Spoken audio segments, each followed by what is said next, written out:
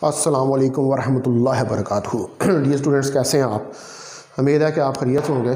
तो चलें शुरू करते हैं। आज है हमारा लेक्चर नंबर 28 और लेक्चर नंबर 28 के अंदर आज हमने जो है वो एग्ज़ाम्पल्स जो हैं वो 16 चैप्टर की उनको स्टडी करना है। तो चलिए शुरू करते हैं। Lecture number 28, second year M2, date 29/12/2020, chapter 16 और आज हमने करनी है एग्जाम्पल्स। तो चले शुरू करते हैं। फिर हम एग्जाम्पल्स को बुक्स अपनी खोल लें और मैं उसके अंदर से रीड करता जाऊंगा और साथ साथ जो हम एग्जाम्पल्स करते रह जाएंगे। तो एग्जाम्पल 16.1, एग्जाम्पल 16.1 जो है कि an AC voltmeter reads 250 volts, यानी कि एक AC वोल्ट मीटर में VRMS जो है वो हमारे पास है 250 वोल्ट के बराबर। What is the peak and instantaneous values if the frequency of alternative voltage is 50 hertz. कहता है अगर फ्रिक्वेंसी अल्टरनेटिव वोल्टेज की 50 हर्ट्ज़ है तो इसकी मैक्सिमम V0 और इंस्टेंटेनियस वैल्यू V ये क्या होगी। तो आप देखें कि VRMS तो हमारे पास बराबर होता है V0/2 के। तो V0 यहाँ से आ जाएगा 2 मल्टीप्लाई बाई VRMS, और VRMS आपको दिया हुआ है 2 मल्टीप्लाई बाई 250। तो यहाँ से V0 जो है ये हमारे पास निकल आएगा 353.5 वोल्ट। ये हमारे पास V0 की वैल्यू 353.5 वोल्ट जो है वो निकल आएगी। ठीक है, VRMS ये 16.1 एग्जाम्पल का पहला पार्ट जो है वो हो गया। ठीक है, अब आप देखें कि उसने दूसरे नंबर पर यह कहा है कि VRMS जो है वो 250 वोल्ट है, फ्रिक्वेंसी इतनी है, V0 हमने फाइंड कर लिया है, तो V फाइंड करें। V क्या है? V is the instantaneous value. तो इंस्टेंटेनियस वैल्यू के लिए आपको ये इक्वेशन देखनी पड़ेगी, V is equal to V0 sine omega T, और इसमें ओमेगा जो है वो 2πf के बराबर होता है। तो V हमारे पास V0 sign of 2πf T के बराबर जो है वो आ जाएगा। तो इसके अंदर अब आप जो है वो वैल्यूज़ जो है उनको सब्स्टिट्यूट करें। V0 की आपने निकाल ली है, फ्रिक्वेंसी की आपको दी हुई है। ठीक है, तो ये आ जाएगा V is equal to V0 आपने निकाल लिया वैल्यू 353.5 मल्टीप्लाई बाई साइन 2π, और फ्रिक्वेंसी जो है वो आपको दी हुई है 50, और T जो है वो हमें नहीं गिवन, लेकिन अगर T नहीं भी गिवन तो आप जो है इसी इक्वेशन की फॉर्म में इस आंसर को राइट डाउन कर सकते हैं। यानी कि V हमारे पास क्या आ जाएगा 353.5 साइन ये 2π से मल्टीप्लाई होगा तो ये 100 T के बराबर आ जाएगा वोल्ट्स। ये हमारे पास इंस्टेंटेनियस वैल्यू जो है वो निकल आएगी।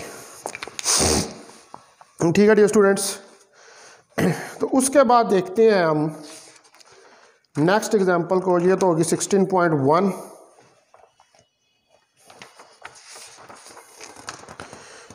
उसके बाद आए एग्जांपल 16.2 के ऊपर।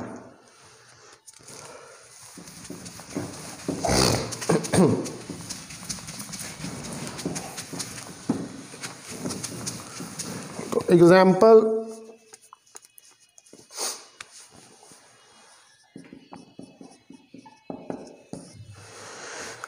16.2 जो है वो हमारे पास क्या है कि 100 micro farad capacitor is connected to alternating voltage of 20 volt. एक 100 माइक्रोफैरड कैपेसिटर है जो आपने कनेक्ट किया हुआ है एक अल्टरनेटिंग वोल्टेज को, एंड फ्रिक्वेंसी इज़ 50 हर्ट्ज़, यानी कि कैपेसिटेंस, एक कैपेसिटर है उसके साथ आपने एसी सोर्स लगाई हुई है। कैपेसिटर कितना है 100 माइक्रो फैरड का, यानी कि 100 × 10 की ताकत नफी 6 फैरड के बराबर है, और इसकी फ्रिक्वेंसी एफ जो है वो 50 हर्ट्ज़ आपको दी हुई है। The reactance of the capacitor and the current in the circuit, आपने दो चीज़ें फाइंड करनी है, एक तो एक्स सी फाइंड करनी है रिएक्टेंस ऑफ द कैपेसिटर, और दूसरी IRMS फाइंड करनी है कि सर्किट में से कितनी करंट जो है वो गुजरी है। तो एक्स सी तो आपको पता है बराबर होता है 1/ω/c के, और यहाँ पर ओमेगा होता है 2πf के। तो एक्स सी आपके पास 2πfc के बराबर आ जाएगा। तो 1/2 × 3.14 × 50 और 100 10⁻⁻�6, ठीक है। ये सारा आप कैलकुलेट करेंगे तो एक्स सी हमारे पास जो वो 31.8 ओहम के बराबर जो है वो आ जाएगा। उसके बाद उसने दूसरे पार्ट में कहा IRMS फाइंड करें, तो IRMS किसके बराबर होगी? IRMS जो है वो हमारे पास VRMS/XC के बराबर होगी। VRMS जो है हमें उसने यहाँ पर दिया हुआ है 24 वोल्ट, ठीक है, वो वैल्यू दे रखें 24 डिवाइडेड बाई 31.8। तो IRMS मेरे पास जो है ये कितना निकल आएगा 0.75 एम्पियर, यानी कि 0.75 एम्पियर इस सर्किट में से गुजर रही है, जिसमें आपने AC सोर्स के साथ जो है वो एक अटैच किया हुआ है कैपेसिटर, ठीक है। इसकी रिएक्टेंस भी हमने कैलकुलेट करके देख ली। अब आप आए नेक्स्ट एग्जांपल के ऊपर। नेक्स्ट एग्जांपल है हमारे पास 16.3।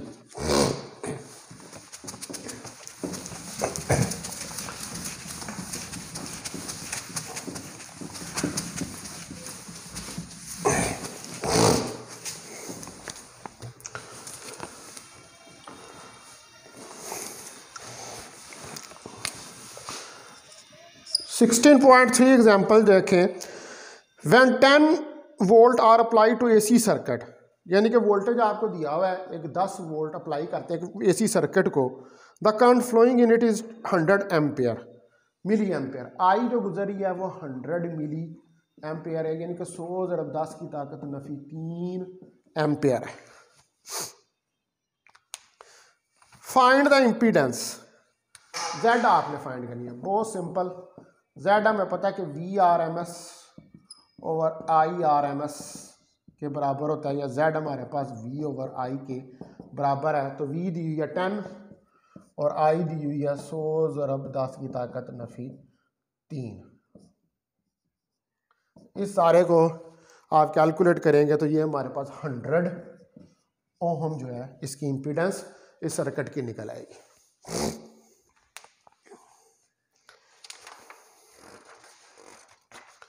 उसके बाद आए नेक्स्ट एग्जाम्पल 16.4 के ऊपर।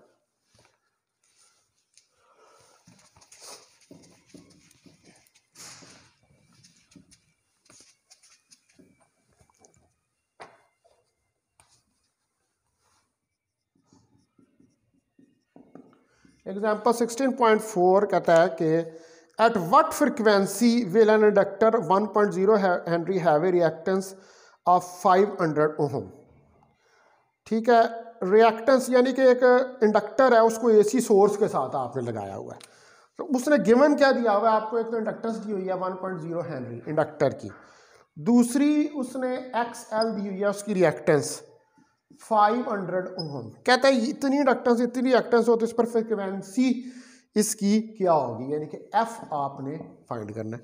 तो बड़ी आसानी से हो जाएगा कि एक्स एल हमें पता है ओमेगा एल के बराबर होता है, तो 2 पाई एफ एल आपको पता है कि ओमेगा 2 पाई एफ के बराबर होता है। तो यहाँ से एफ की वैल्यू निकाल लें, एफ की वैल्यू आ जाएगी x L 2 pi L,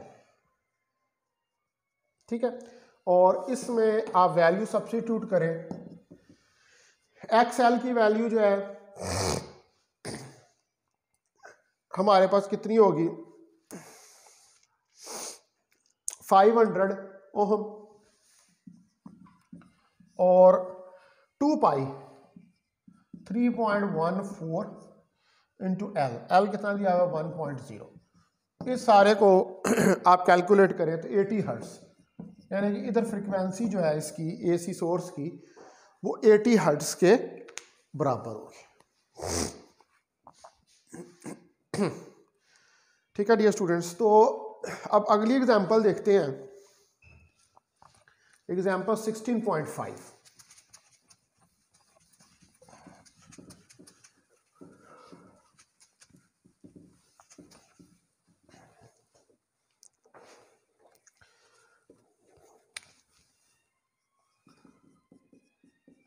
example 16.5 जो है ये कहती है कि आयरन कोर क्वाइल, यानी कि एक क्वाइल है उसको अपने एक आयरन के हिस्से के ऊपर लपेटा हुआ है, अब 2.0 हेनरी, ये इंडक्टर है, ये आयरन कोर क्या है, एक इंडक्टर है जिसकी इंडक्टेंस जो है वो आपको दी हुई है 2.0 हेनरी,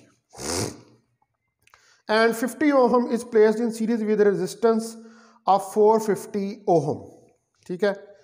तो 2 हेनरी और 15 ओहम जो है उसको रिप्लेस आपने पुट किया, यानी कि 2 रेजिस्टेंसेस लगाई हुई हैं सीरीज में, ठीक है। 2 रेजिस्टेंसेस सीरीज में लगी हुई हैं इंडक्टर के साथ, एक R1 हमारे पास 50 ओहम और दूसरी R2 हमारे पास 450 ओहम, तो इनकी टोटल कितनी हो जाएगी R1 plus R2 450 plus 50 ohm, तो ये आ जाएगा 500 ओहम, ठीक है। 5 ओहम इसकी टोटल रेजिस्टेंस हो जाएगी, and AC supply of 100 volt, V कितना दिया हुआ है 100 volt, V R M S जो है ये पेट है कि ये वी आर एम एस ही है, ठीक है। और 50 hertz is connected across the circuit, और एसी सोर्स की फ्रिक्वेंसी कितनी है, फ्रिक्वेंसी है 50 हर्ट्ज।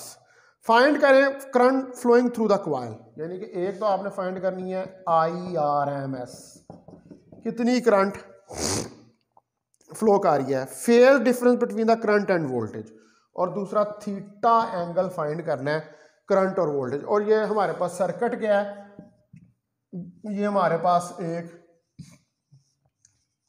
RL सीरीज सर्किट है, RL, ये V वोल्टेज यहां से आप दे रहे हैं। तो पहले नंबर पे ऊपर जो है वो हमने यहां पर फाइंड करनी है IRMS, ठीक है। तो IRMS को हम फाइंड करते हैं,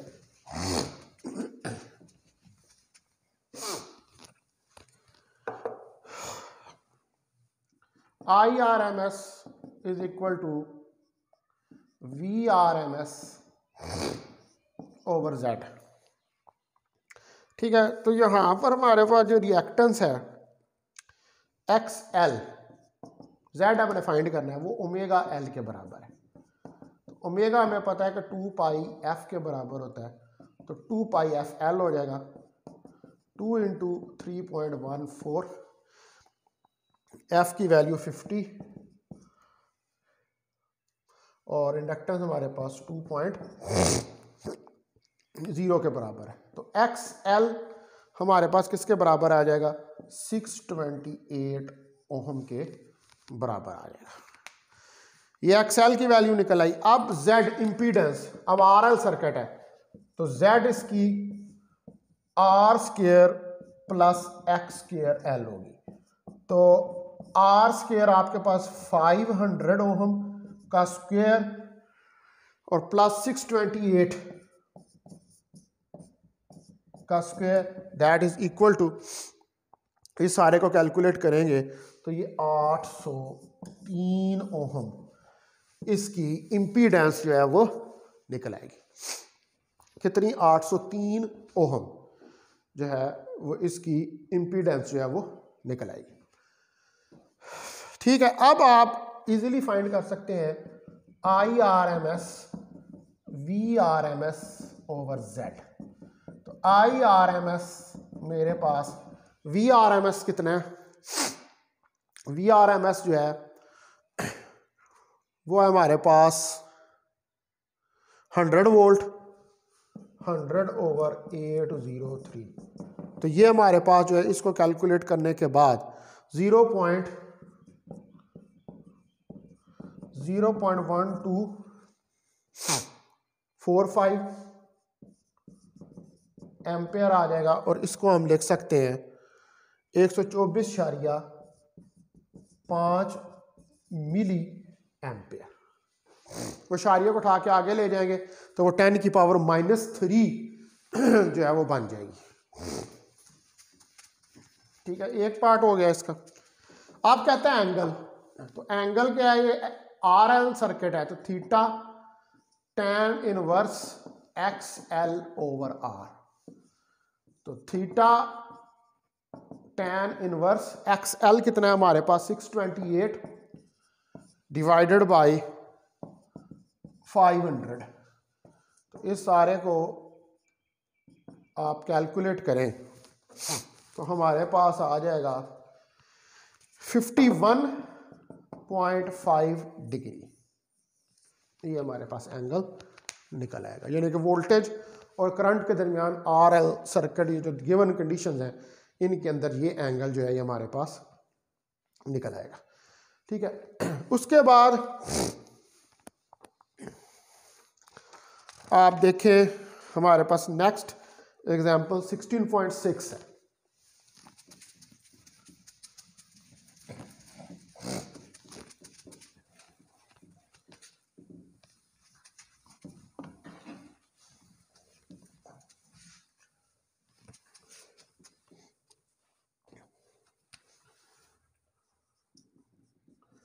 Example 16.6.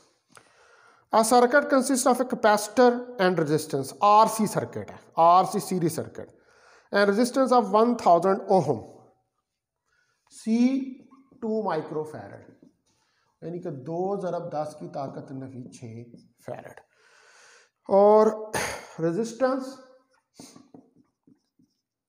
1000 ओहम आपको दी हुई है। And alternating voltage of 12 volt, VRMS 12 volt दिया हुआ है, एंड फ्रिक्वेंसी 50 हर्ट्ज अप्लाई। इतने वोल्टेज के ऊपर F 50 हर्ट्ज का आपने अप्लाई किया हुआ है। Find the current in circuit.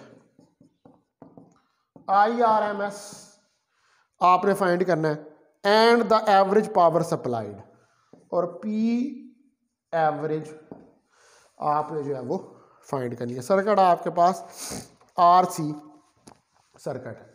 तो IRMS हमें पता है कि हमारे पास बराबर है VRMS ओवर XC के। तो XC हमारे पास 1 ओवर ओमेगा C होता है, और ओमेगा हमारे पास 2 पाई F के बराबर होता है। तो XC is equal to 1 over 2 pi FC। इसके बराबर जो है ये आ जाएगा। अब इसके अंदर जो है आप वैल्यूज रखें तो 2 इंटू 3.14, और F की वैल्यू 50, C की वैल्यू 2 ज़रब 10 की ताकत नफी 6। इस सारे को आप कैलकुलेट करेंगे तो हमारे पास XC जो है वो 1592 ओहम निकल आएगा। अब आप देखें कि IRMS हमारे पास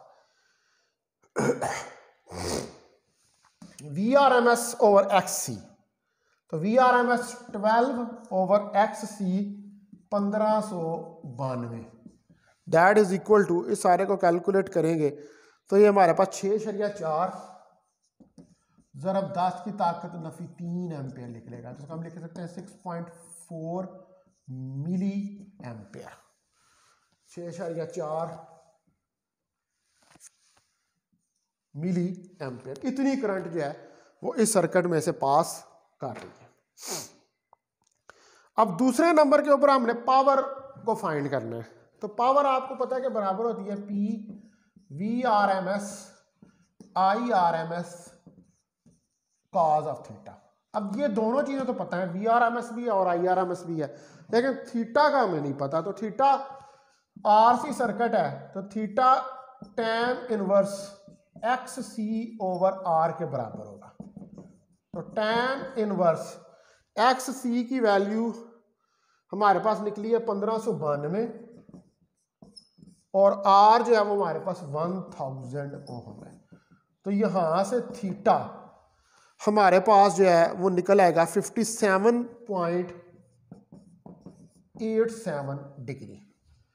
ये थीटा की वैल्यू हमारे पास जो है वो निकल आएगी। अब आप ये थीटा की वैल्यू जो है इसको सब्स्टिट्यूट करें, ये P VRMS IRMS cos theta वाले फार्मूले में VRMS IRMS cos of theta. तो आप देखें कि VRMS हमारे पास 12, IRMS हमारे पास निकली थी 0.6.4 10 की पावर -3 और cos ऑफ थीटा, थीटा की जगह पर हमारे पास एंगल आ जाएगा जो हमने अभी कैलकुलेट किया 57.87 डिग्री।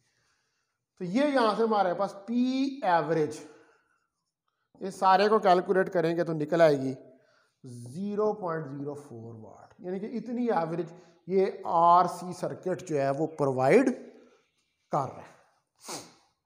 ठीक है, उसके बाद अब आए आप अगली एग्जांपल देखते हैं।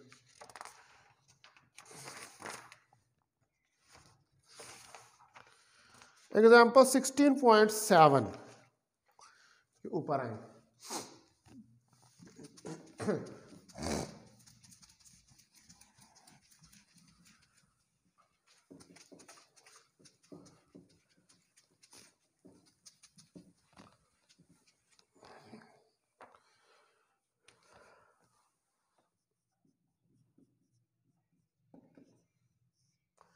एग्जाम्पल 16.7 जो है इसमें कहता है find the capacity required to construct a resonant circuit of frequency 1000 kilo hertz with a inductor 5 milli henry. ये एक RLC सर्किट है और इस RLC सर्किट की हमें रेजोनेंट फ्रिक्वेंसी निकालनी है। ठीक है, सॉरी रेजोनेंट फ्रिक्वेंसी नहीं निकालनी, इसकी कैपेसिटेंस जो है वो हमें निकालनी है। फ्रिक्वेंसी FR हमें दी हुई है 1000 किलो हर्ट्ज, यानी कि FR 1000 ज़रब 10 की ताकत 3 हर्ट्ज जो है ये आपको दिया हुआ है। इंडक्टेंस दी हुई है 5 मिली हेनरी, 5 ज़रब 10 की ताकत नफी 3 हेनरी। फाइंड हमने कैपेसिटेंस करनी है। तो हमें पता है कि FR बराबर होता है 1/2 पाई LC अंडर रूट के, दोनों साइडों पे स्क्वायर ले रहे, F square R 1/4 pi square LC के बराबर हो जाएगा। क्रॉस मल्टीप्लाई कर दें तो 4 पाई स्क्वायर LC हमारे पास बराबर आ जाएगा F square R is equal to 1। तो हमारे पास C की वैल्यू आ जाएगी 1/4 पाई स्क्वायर L और F स्क्वायर R। तो 1/4 इंटू 3.14 का स्क्वायर। इंडक्टेंस हमारे पास 5 ज़रब 10 की ताकत नफी 3 और FR हमारे पास 1000 ज़रब 10 की ताकत 3 के बराबर है।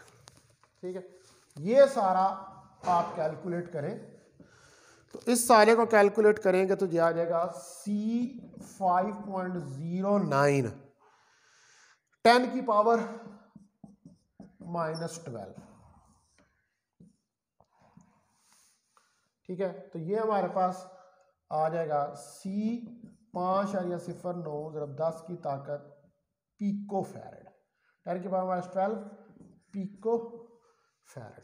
ये पिको फैरड के बराबर हमारे पास कैपेसिटेंस इस सर्किट की निकल आएगी।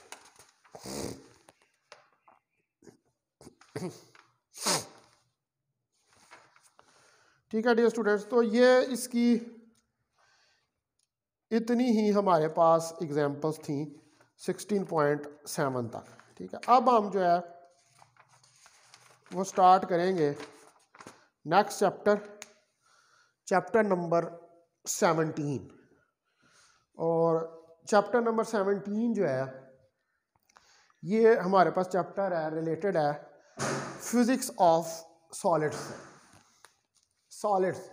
मैटर जो होता है वो लिक्विड, सॉलिड और गैस होता है। यहाँ पर इस चैप्टर के अंदर हमने ये जो मैटर की स्टेट सॉलिड है इसकी प्रॉपर्टीज स्टडी करनी है, इसका स्ट्रक्चर स्टडी करना है, ये कैसे बनता है, इसका एक इंट्रोडक्शन जो है वो लेना है। तो अब हम स्टार्ट करते हैं चैप्टर नंबर 17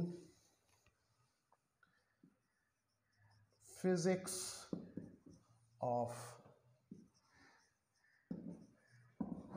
सॉलिड्स। अब जो हमारे पास डिफरेंट मटेरियल्स होते हैं उनके जो हमारे पास यूज़ हैं वो डिपेंड करते हैं उनके करैक्टरिस्टिक्स के ऊपर, उनकी प्रॉपर्टीज़ के ऊपर। ठीक है, मतलब हर मटेरियल जो होता है उसका एक यूज़ होता है, लेकिन वो यूज़ जो है उसको हम उसके करैक्टरिस्टिक्स और प्रॉपर्टीज़ के मुताबिक जो है वो स्टडी करते हैं। मिसाल के तौर पर आपके पास लोहा है, आपके पास कॉपर है। कॉपर को आप कॉपर की इलेक्ट्रिकल प्रॉपर्टीज़ बहुत अच्छी हैं, तो आप उसको बिजली की वायरिंग में यूज़ करते हैं। ठीक है, ये उसका यूज़ है, ये उसकी प्रॉपर्टी है। इसी तरह जो आपके पास आयरन है, आप उसको हथौड़े बनाने के लिए, घरों के दरवाजे बनाने के लिए इन चीज़ों में यूज़ करते हैं क्योंकि वो हार्ड होता है, ये उसकी प्रॉपर्टी है। तो तमाम जितने भी आपके पास सॉलिड मटेरियल्स हैं उनके कुछ करैक्टरिस्टिक्स और उनकी प्रॉपर्टीज़ हैं, और हम उनको उनके करैक्टरिस्टिक्स और प्रॉपर्टीज़ के मुताबिक जो है वो यूज़ करते हैं। तो जो मटेरियल्स हैं they have specific uses. Materials have their specific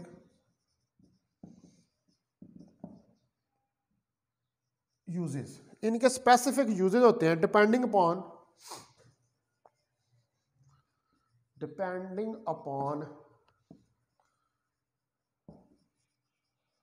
their properties and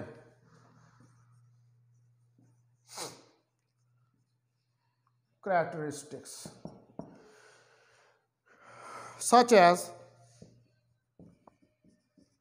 hardness,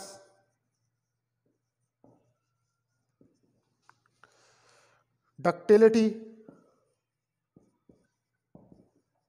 ये डक्टिलिटी मैं आपको बताऊंगा, इसको बड़ी डिटेल के साथ इस चैप्टर के एंड पे जो है वो स्टडी करेंगे। अभी सिर्फ यहाँ पर इसकी प्रॉपर्टी के तौर पर इसको याद रखें। डक्टिलिटी,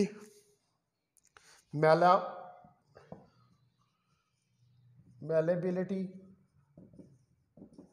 ठीक है, ये भी आपको बताऊंगा कि मैलेबिलिटी क्या होती है।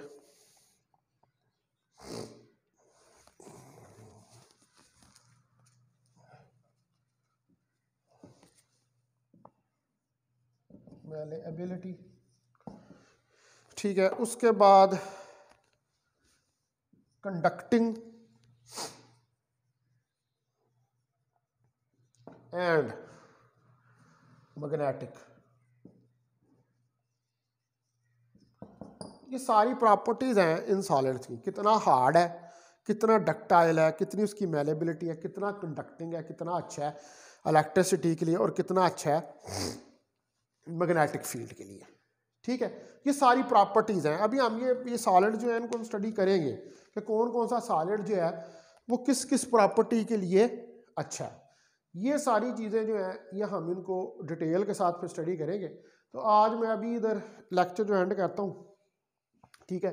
कल फिर जो है मैं इसको हम इस चैप्टर को तफसील के साथ शुरू करेंगे और इसमें क्लासिफिकेशन ऑफ सॉलिड्स जो हैं उनको स्टडी करेंगे कि अमार्फस सॉलिड क्या होते हैं, क्रिस्टल सॉलिड क्या होते हैं, पॉलीमर्स क्या होते हैं।